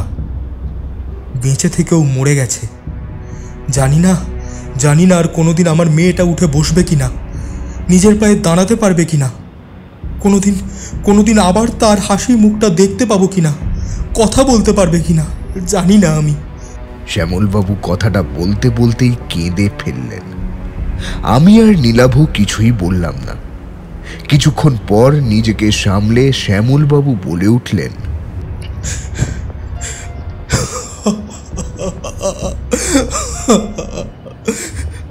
বিনয়কে যে খুঁজে পাওয়া যাচ্ছে না সেই খবর আমি পেয়েছি। তবে বিশ্বাস করুন, আমি এই কাজ করিনি।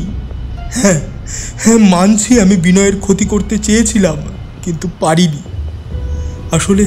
আসলে আমি আর দেবাশিস দুজনেই খুব ভালো বন্ধু ছিলাম, আর সেই দরুন বিনয়কে আমি নিজে হাতে ধরে হাঁটতে শিখিয়েছি। সেদিক দিয়ে বিনয় আমার আরেক সন্তান, আর বাবা হয়ে কি করে আরেক সন্তানের ক্ষতি আমি করতে পারবো বলতে পারেন? রিয়ার এত বড় ক্ষতি করার পরও আমি বিনয়ের কোনো ক্ষতি করতে পারিনি। দেখুন শ্যামলবাবু, আমি বুঝতে পারছি আপনার মনের অবস্থা। আচ্ছা শ্যামলবাবু, আপনার কি মনে হয় এমন কাজ কে করতে পারে? মানে এই বিষয়ে আপনি কি কিছু বলতে পারবেন? তাহলে খুব ভালো হয়। নীলাভর কথা শুনে শ্যামলবাবু কিছু বলতে পারলেন না। কিছুক্ষণ চুপ করে থেকে বলে উঠলেন, সন্দেহ করার মতো আমি এমন কাউকেই চিনি না। তবে একটা কথা আছে, জানি না বলাটা ঠিক হবে কি না, তাও বলছি। আসলে বিনয় যে অন্য কোনো মেয়ের সাথে সম্পর্কে জড়িয়েছে সে কথা তো আমরা জানতামই না। তাহলে জানলেন কিভাবে? আচ্ছা, দেবাশিস বাবু বলেছিলেন? না, দেবাশিস বলেনি। আর আমি যতদূর দেবাশিসকে চিনি, সেও হয়তো বিনয়ের ব্যাপারে জানতো না, কারণ দেবাশিস জানলে আমাকে আগেই বলতো। এটুকু বিশ্বাস আছে দেবুর ওপর। আমি দেবাশিসকে দেবু বলেই ডাকতাম। একদিন সকালে খবরের কাগজ নিয়ে পড়ছি, এমন সময় খবরের কাগজের ভেতর থেকে একটা খাম বেরিয়ে আসে। স্বভাবতই প্রথমে আমি একটু অবাক হই। তারপর খাম খুলে দেখি বিনয়ের সাথে একটি মেয়ের ছবি। তারা দুজনে খুব কাছাকাছি ছিল, সেটা ছবি দেখেই আমি বুঝতে পারি। ছবিগুলো দেখে আমি তো নিজের চোখকে বিশ্বাস করতে পারছিলাম না। ছবিতে যে মেয়েটি ছিল সে আর কেউ না, তার সাথেই বিনয়ের বিয়ে ঠিক হয়। মানে সোমার ছবি? কিন্তু নীলাভ, কে তাদের ছবি শ্যামলবাবুকে পাঠিয়েছিল? তার থেকেও বড় কথা যে এই ছবিটা যে পাঠিয়েছিল সে কিন্তু আপনাদের সবার ওপর নজর রাখছে। কারণ তা না করলে সে কি করে জানলো যে বিনয় অন্য কোনো মেয়ের সঙ্গে সম্পর্কে জড়িয়েছে? এ তো ভারী চিন্তার বিষয়। চিন্তার তো বটেই। আচ্ছা শ্যামলবাবু, এরপর আপনি কি করলেন? এরপর আমি দেবাশিসের কাছে গিয়ে এইসব জানতে চাইলে বিনয় সোজা জানিয়ে দেয় রিয়াকে সে আর বিয়ে করতে পারবে না, কারণ সে অন্য কাউকে ভালোবাসে। কথাটা শুনে আমি রীতিমতো নির্বাক হয়ে যাই। কি বলবো, কি করব, কিছুই বুঝতে পারছিলাম না। রিয়াকে আমি কিছুই বলি না এই ব্যাপারে। আমি তারপর থেকেই মাঝে মাঝে শুনতে পেতাম বিনয় রিয়ার সাথে ভালো করে কথা বলে না। তাই শুনে আমি রিয়াকে বিনয়ের থেকে সরে আসতে বলেছিলাম। সে কথা শুনে রিয়া কি বুঝলো কে জানে, সোজা বিনয়ের সাথে দেখা করতে যায়। আমি বারণ করেছিলাম, কিন্তু রিয়া আমার কথা শোনেনি। আর তারপরেই তো রিয়া বাড়ি ফিরে নিজের দরজা বন্ধ করে বিষ খেয়েছিল। অনেক কষ্টে ওকে আমরা বাঁচিয়েছি, কিন্তু সম্পূর্ণটা বাঁচাতে পারলাম না। কথাগুলো আবার বলেই শ্যামলবাবু কেঁদে উঠলেন। পাশে দাঁড়িয়ে থেকে তখন শ্যামলবাবুর স্ত্রী শ্যামলবাবুকে শান্ত করছিল। তখন নীলাভ বলে উঠল, শ্যামলবাবু, তারপর কি আর কোনো ঘটনা ঘটেছে? হ্যাঁ, বিনয়ের বিয়ের ডেট ঠিক হওয়ার পর আবার আরেকটি খাম খবরের কাগজের ভেতর পাই। আর তাতে আমি দেখি বিনয় আরও একটি মেয়ের সাথে খুবই ঘনিষ্ঠভাবে দাঁড়িয়ে আছে। সেটা দেখে তো আমি ভারী অবাক হই। আমি ভাবি, কে করছে এইসব, কি লাভ তার?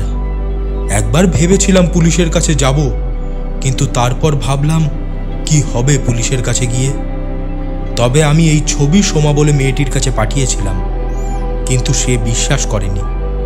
তাই আমি আর কিছু বলিনি। আচ্ছা, তাই নাকি? কই, সোমা তো আমাদের এই কথা বললো না। আচ্ছা, আর কিছু? হ্যাঁ, একটা চিঠি পেয়েছিলাম শেষের ছবিগুলোর সাথে। চিঠি? হ্যাঁ, চিঠি। এখনো কি সেই চিঠি আছে আপনার কাছে? হ্যাঁ, আছে। কই দেখান দেখি চিঠিটা। এরপর শ্যামলবাবু উঠে গিয়ে ঘরের ভেতর থেকে একটা কাগজ হাতে বেরিয়ে এলেন। সেই কাগজটা শ্যামলবাবু নীলাভর দিকে বাড়িয়ে দিলে নীলাভ চিঠিটা ভালো করে পড়তে লাগলো। চিঠিটা পড়ে নীলাভ আমার দিকে বাড়িয়ে দিল। আমি চিঠিটা পড়লাম মনে মনে।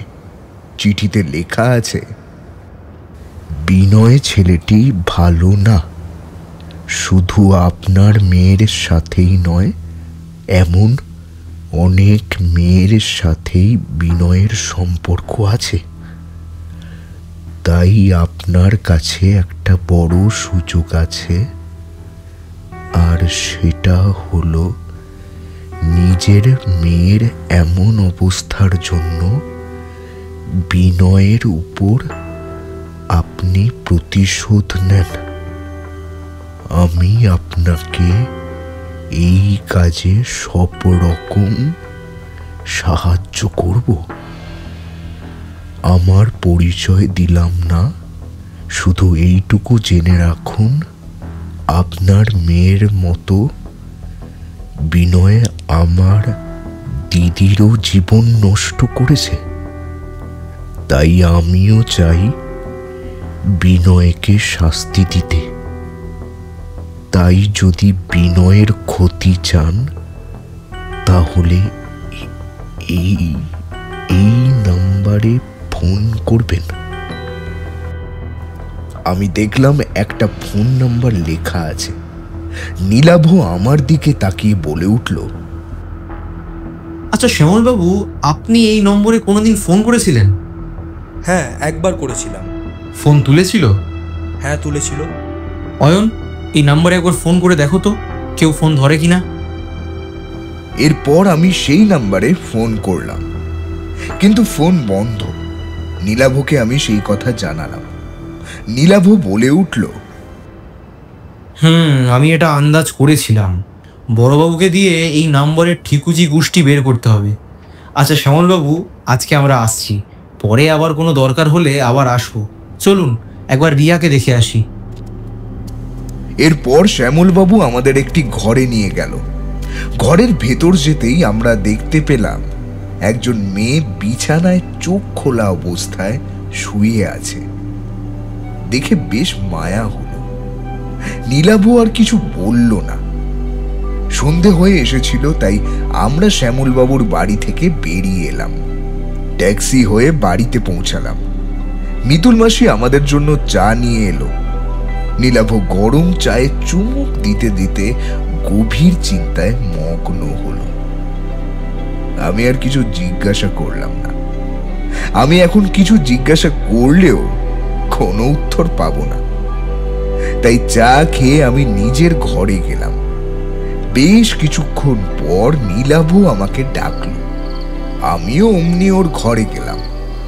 নীলাভ আমাকে বলল, অয়ন, সোমা বিনয়ের বন্ধুদের নম্বর একটা কাগজে লিখে তোমাকে দিয়েছিল না, সেটা তোমার কাছে আছে?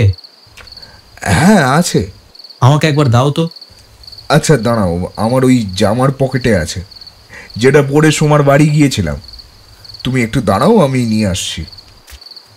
এই বলে আমি আমার ঘরে গিয়ে সেই কাগজের টুকরোটা নিয়ে এলাম, যেখানে সোমা বিনয়ের সব বন্ধুদের ফোন নাম্বার লিখে দিয়েছিল। কাগজটা হাতে নিয়ে নীলাভ নেড়ে চেড়ে খুব ভালো করে দেখতে লাগলো।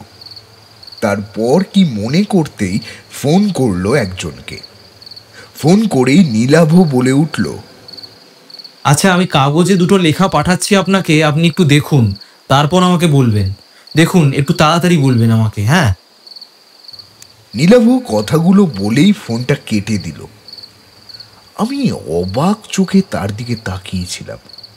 সেটা বুঝতে পেরে নীলাভ বলে উঠল, কি হলো, এমন করে তাকিয়ে আছো কেন? না মানে, তুমি কাকে ফোন করলে?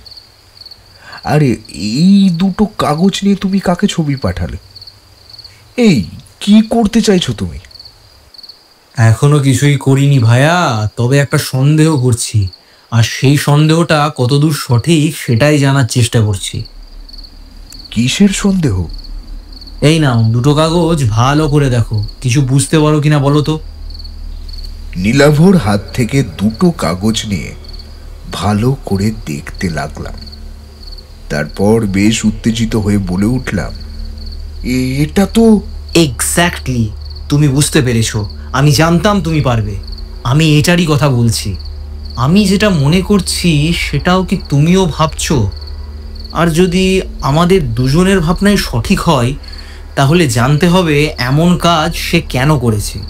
আমি হ্যান্ডরাইটিং এক্সপার্টের কাছে দুটো ছবি পাঠিয়েছি, এখন ওনার থেকে কি উত্তর আসে সেটারই অপেক্ষা।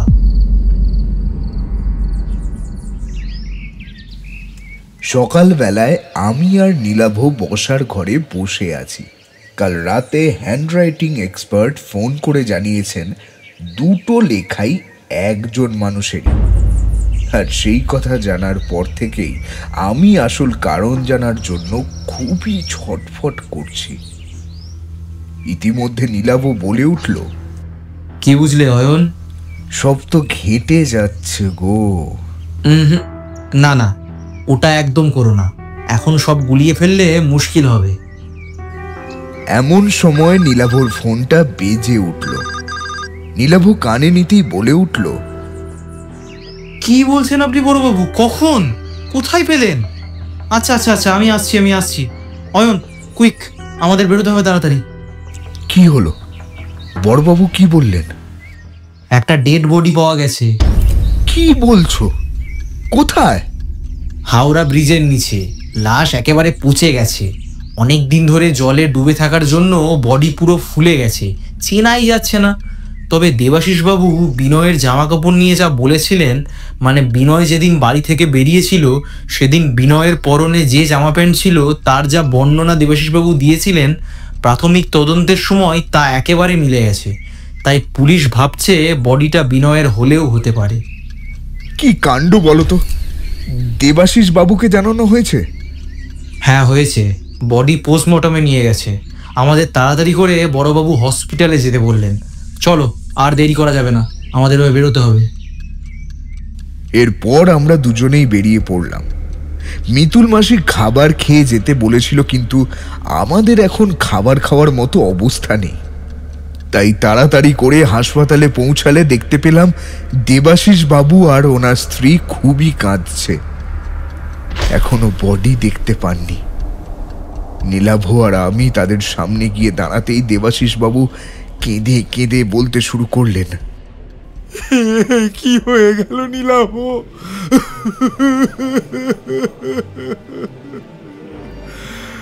আমরা ছেলেটাকে কি সারা জীবনের মতো হারিয়ে ফেললাম।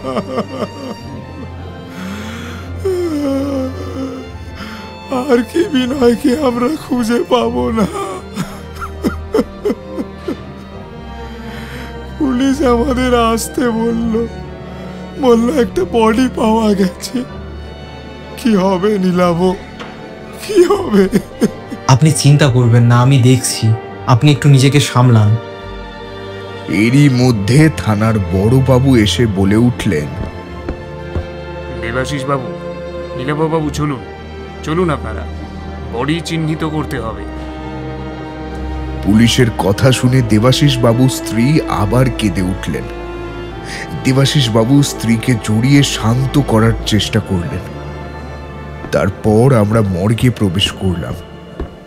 চারিদিকে এক বিশ্রী ভ্যাপসা গন্ধ। সেই গন্ধে আমার গা গুলিয়ে আসছিল। তাই অনেক কষ্টে নাকে চাপা দিয়ে ভেতরে প্রবেশ করলাম। বড় বাবু একটা সাদা কাপড়ে ঢাকা বডির সামনে এনে আমাদের সবাইকে দাঁড় করালেন। তারপর মর্গের একজন লোককে কাপড়টা সরাতে বললেন। কাপড় সরাতেই আমি যা দেখলাম, তারপর আর ওখানে দাঁড়িয়ে থাকতে পারলাম না। গা গুলিয়ে বমি করে ফেললাম। শরীর আমার খারাপ করতে লাগলো। কোনো রকমে সেখান থেকে প্রায় দৌড়ে বাইরে চলে এলাম। বডিটার কি খারাপ অবস্থা দেখলে শরীরের লোম খাড়া হয়ে যাবে।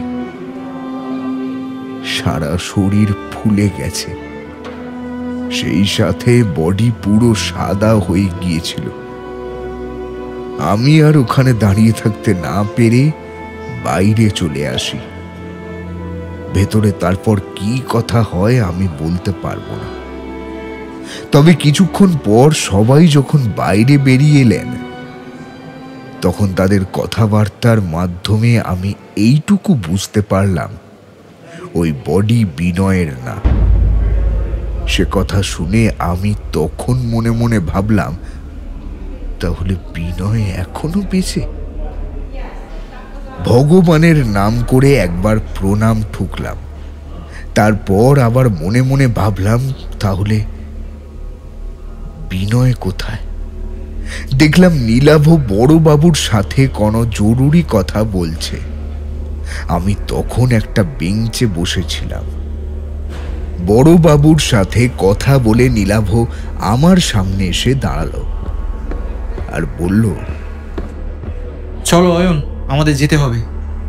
কোথায়? অপরাধীকে ধরতে। অপরাধী কে সেটা তুমি জানো? সঠিক এখনো জানি না, তবে জেনে যাব। বড়বাবু আপনিও চলুন আমাদের সাথে, আর দেবাশিস বাবু আপনিও চলুন। এরপর আমরা দেবাশিস বাবুর গাড়িতে করেই বেরিয়ে পড়লাম অপরাধীকে ধরতে। একটা পুলিশের গাড়ি আমাদের গাড়ির পেছন পেছন আসছে। বেশ কিছুক্ষণ যাওয়ার পর আমি, সাথে দেবাশিস বাবু, ওনার স্ত্রী সবাই খুব অবাক হলাম। নীলাভ একবার শ্যামল বাবুকে ফোন করে আসতে বললেন। সেই সব দেখে আমি খুব অবাক, আর অবাক হয়েই বলতে গেলাম, নীলাভ এটা তো... হ্যাঁ অয়ন, আমরা সেখানেই যাচ্ছি, কিন্তু কেন যাচ্ছি সেটা কিছুক্ষণ পরেই আমরা সবাই জানতে পারবো, তাই এখন আর কোনো প্রশ্ন না। মিনিট 20 মধ্যে আমরা সোমার বাড়ির সামনে এসে হাজির হলাম। দেবাশিস বাবু খুব অবাক হয়েছেন, সাথে আমিও। কি হচ্ছে কিছুই বুঝতে পারছি না। পুলিশ দলবল নিয়ে বাড়ির দরজা ঠেলে ভেতরে প্রবেশ করলো, সাথে আমরাও। ভেতরে প্রবেশ করতেই আমরা সবাই খুব অবাক। দেখলাম সোমা তার পরিবার নিয়ে ব্যাগপত্র গুছিয়ে কোথায় যেন একটা চলে যাচ্ছে, কিন্তু কোথায় যাচ্ছে? এমন সময় নীলাভ বলে উঠল, এ কি সোমা, তোমরা সবাই কোথায় চললে সপরিবারে? এমন সময় শ্যামল বাবুও এসে হাজির হলেন সোমাদের বাড়িতে। চারিদিকে পুলিশ, আর আমাদের সবাইকে দেখে সোমা একটু তুতলিয়ে বলে উঠল, এ কি, আপনারা সবাই এখানে? কি ব্যাপার? ব্যাপারটা খুবই জটিল সোমা। কি কি বলছেন আপনি? আমি কি বলছি তার মানেটা পরে বুঝলেও চলবে, কিন্তু তার আগে বলো তো, তুমি তোমার সপরিবার নিয়ে কোথায় চললে ব্যাগপত্র গুছিয়ে? পালিয়ে যাচ্ছ বুঝি? নীলাভর এমন কথা শুনে সোমা আবার তুতলিয়ে বলে উঠল, কি বলছেন আপনি? পালিয়ে যাব কেন? আমরা তো এমনি যাচ্ছিলাম। তাই নাকি? তাহলে কোথায় যাচ্ছ সোমা? না মানে এমনি। আচ্ছা এমনিটাই বলো না, কোথায় যাচ্ছ? কি হয়েছে বলুন তো? আপনারা এভাবে পুলিশ নিয়ে আমার বাড়িতে হাজির হয়েছেন কেন? সেটা তো আসতেই হতো সোমা। আমি বলি কি, তোমাদের তো আর কোথাও যাওয়া হলো না, যাওয়া হবেও না, তাই যদি কোথাও একান্ত যেতেই হয় তোমাদেরকে যে এবার থানায় যেতে হবে। কেন বলুন তো, কি করেছি আমি? কি করেছো তুমি এখনো জিজ্ঞাসা করছো? আচ্ছা বেশ, তাহলে বড়বাবু আপনি একটু আপনার পুলিশদেরকে বলে রাখুন যেন এনারা কোনোভাবে এই বাড়ির বাইরে কেউ বেরোতে না পারে, ঠিক আছে? আপনি একদম চিন্তা করবেন না, আমি সবাইকে বলে রেখেছি, বাড়ি থেকে কেউ বেরোতে পারবে না। অশেষ ধন্যবাদ আপনাকে। নীলাভর কথা শুনে সোমা জোর গলায় বলে উঠল, কি বলছেন আপনি? আমরা বেরোতে পারবো না কেন? সেটাই তো বলছি, একটু অপেক্ষা করো। এভাবে দাঁড়িয়ে থেকে কাহিনীটা আমি বলতে পারবো না, তার থেকে একটু বসি, কি বলো? আচ্ছা তাহলে প্রথম থেকেই বলি। দেবাশিস বাবু আমার কাছে আসে তার একমাত্র ছেলে বিনয়ের নিখোঁজ হওয়ার কেস নিয়ে। আমি কেসটা হাতে নিই। দেবাশিসবাবু আমাকে জানায় যে বিনয়কে ওনারা খুঁজে পাচ্ছেন না 3-4 দিন ধরে, কিন্তু ছেলে বাড়ি থেকে যাওয়ার আগে বলে গিয়েছিল সে নাকি সোমার সাথে সামনের কোনো একটা শপিং মলে বাজার করতে যাচ্ছে। কিন্তু নির্দিষ্ট সময় পার হয়ে গেলেও দেবাশিসবাবু যখন বিনয়কে ফোন করে, কিন্তু বিনয়ের ফোন বন্ধ থাকলে দেবাশিসবাবু সোমাকে ফোন করেন। সোমা হলেন দেবাশিসবাবুর ভাবী পুত্রবধূ। সোমাকে ফোন করলে সোমা জানায় যে বিনয়ের সাথে তার কথা হয়েছিল ঠিকই, কিন্তু বাজার করতে তারা যায়নি। তার কারণ বিনয়ের ফোন অলরেডি সুইচড অফ ছিল, তাই তারা বাজার করতে যায় না। আর বিনয়ের ব্যাপারে কোনো খবর তার কাছে নেই। এরপর আমি পুলিশের কাছে গিয়ে জানতে পারি যে বিনয়ের লাস্ট লোকেশন ছিল তার বাড়ির থেকে 1-2 কিলোমিটারের মধ্যে, শপিং মলও তার থেকে কিছুটা দূরে ছিল। বিনয়ের লাস্ট ফোন কল ছিল সোমারই কাছে, কিন্তু যে লোকেশন থেকে বিনয়ের ফোন সুইচ অফ হয়েছে সেখানে কোনো সিসিটিভি ক্যামেরা ছিল না। তার কিছুটা পিছনের একটা ক্যামেরায় বিনয়কে দেখা গেলেও পরবর্তী আর কোনো ক্যামেরাতে বিনয়কে দেখা যায় না। আর আমরাও বিনয়কে ট্রেস করতে পারি না। এমন সময় আমরা একটা টাটা সুমো কার দেখতে পাই, আর প্রাথমিকভাবে দেখে এটাই মনে হয় যে বা যারা বিনয়কে কিডন্যাপ করেছে বা তুলে নিয়ে গেছে তারা ওই গাড়িতে করেই বিনয়কে নিয়ে গেছে। গাড়ির নম্বরও চেক করা হয়, তাতে দেখা যায় গাড়ির নম্বর ভুল। স্বভাবতই এটাই স্বাভাবিক ছিল। তারপর আমরা সোমার সাথে যোগাযোগ করি। সোমা আমাকে জানায় বিনয়ের সাথে তার বিয়ে ঠিক হয়েছে, আর তাদের বিয়ের মাত্র 1 সপ্তাহ বাকি। বিয়ের এমন একটা সময় বিনয়ের এইভাবে নিখোঁজ হয়ে যাওয়ায় সোমা ভারী ভেঙে পড়েছে। প্রথমত আমারও সেটাই মনে হয়। তারপর সোমা শ্যামলবাবুর কথা বলে। সোমা বলে যে বিনয়ের নিখোঁজ হওয়ার পেছনে শ্যামলবাবুর হাত থাকলেও থাকতে পারে, কারণ শ্যামলবাবুর মেয়ের সাথে বিনয়ের বিয়ে সেই ছোট্টবেলা থেকে ঠিক করা ছিল। কিন্তু পরবর্তীকালে বিনয় সেই বিয়ে করতে অস্বীকার করে আর সোমাকে বিয়ে করতে চায়, আর সেই জন্য শ্যামলবাবুর মেয়ে রিয়া খুব দুঃখ পায়। আর সেই দুঃখের জন্য রিয়া বিষ খেয়ে আত্মহত্যা করারও চেষ্টা করে, কিন্তু ডাক্তার অনেক কষ্টে রিয়াকে প্রাণে বাঁচাতে পারলেও রিয়া কোমায় চলে যায়। আর সেই কারণেই হয়তো শ্যামলবাবু সোমা আর বিনয়ের বিয়েটাকে মন থেকে মেনে নিতে না পেরে বিয়ের 1 সপ্তাহ আগে বিনয়কে তুলে নিয়ে গেছে। আমিও প্রথমে শ্যামলবাবুকেই সন্দেহ করি। তারপর আমি শ্যামলবাবুর সঙ্গে কথা বলি। সেখানে উনি আমাকে জানান যে বিনয়ের ক্ষতি উনি করতে চেয়েছিলেন ঠিকই, কিন্তু তা উনি করতে পারেননি, কারণ বিনয়কে উনি ছোট থেকে মানুষ করেছেন, নিজের হাতে বড় করেছেন। তাই সন্তান যতই ভুল করুক না কেন, বাবা হিসেবে কোনো বাবাই তার সন্তানের ক্ষতি চায় না, চাইতে পারে না। তাই শ্যামলবাবু বিনয়ের কোনো ক্ষতি করতে পারেননি। তখন শ্যামলবাবু আরও জানায় যে বিনয় অন্য কোনো মেয়ের সাথে সম্পর্কে জড়িয়েছেন, সেটা উনি জানতেন না। কেউ একজন ওনার বাড়ির খবরের কাগজের মধ্যে বিনয় আর সোমার ছবি পাঠিয়েছিল, সেই থেকে শ্যামলবাবু বিনয় আর সোমার ব্যাপারটা জানতে পারেন। এবং স্বভাবতই রিয়া আর বিনয়ের বিয়ে ভেঙে যায়। সোমার সাথে বিনয়ের বিয়ে ঠিক হয়, আর ওদিকে রিয়া আত্মহত্যা করার চেষ্টা করে এবং তারপরে কোমায় চলে যায়। এমন সময় শ্যামলবাবুর কাছে আবার কেউ খবর পাঠায় যে বিনয় ছেলেটি ভালো না, তার সাথে একাধিক মেয়ের সম্পর্ক আছে, তাই তার মেয়ের এই রকম পরিস্থিতির জন্য বিনয়ের ওপর তার প্রতিশোধ নেওয়া দরকার। এই কাজে সেই অপরিচিত ব্যক্তি শ্যামলবাবুকে নাকি সব রকম সাহায্য করবে বলে একটা চিঠি লেখে শ্যামলবাবুর কাছে। সেই চিঠি শ্যামলবাবু আমাকে দেখান। আমি চিঠিটা আমার সাথে করে নিয়ে যাই, আর সাথে ওই ছবিগুলো। তারপর সারা রাত ধরে খুব ভালোভাবে চিঠিটাকে পড়তে থাকি আর ছবিগুলোকে অবজার্ভ করতে থাকি। এমন সময় আমার মনে পড়ে এই হাতের লেখা আমি দেখেছি কোথাও, কিন্তু কোথায় দেখেছি সেটাই মনে করতে পারছিলাম না। অনেকটা ভাবনা চিন্তা করার পর আমার মনে পড়ে সোমা একটা কাগজে বিনয়ের কিছু বন্ধুর নম্বর আমাকে লিখে দিয়েছিল। সেই কাগজ আমি একবার দেখেছিলাম, তারপর সেটা আমি আমার সহকর্মী অয়নকে রাখতে দিয়েছিলাম। ঘটনাটা মনে পড়তেই আমি অয়নের কাছ থেকে কাগজটা হাতে নিই। তারপর দুটো লেখাকে মিলিয়ে আমি বুঝতে পারি যে দুটো লেখাই একজন ব্যক্তির, কিন্তু আমার মনে করলেই তো আর সব কিছু প্রমাণিত হয় না। তাই আমি একজন হ্যান্ডরাইটিং এক্সপার্টকে দিয়ে দুটো লেখার যাচাই করি, আর তখনই সেই হ্যান্ডরাইটিং এক্সপার্ট আমাকে জানায় যে দুটো কাগজের লেখাই একই ব্যক্তির। এরপর আর কি, এরপর আমি 2 এ 2 4 করে ফেলি, কিন্তু আমি বুঝতে পারি না সোমা এমন কাজ কেন করলো। আর তখন আমার আরেকটা কথা মনে পড়ে, শ্যামলবাবু আমাকে যে ছবিগুলো দেখিয়েছিলেন তাতে বিনয়ের সাথে আরেকটি মেয়ের ছবি ছিল। সেই মেয়ের ছবি আর সোমার ছবিকে পাশাপাশি রাখলে বুঝতে খুব একটা অসুবিধা হবে না যে দুটো মেয়ের মুখের আদল অনেকটা একই।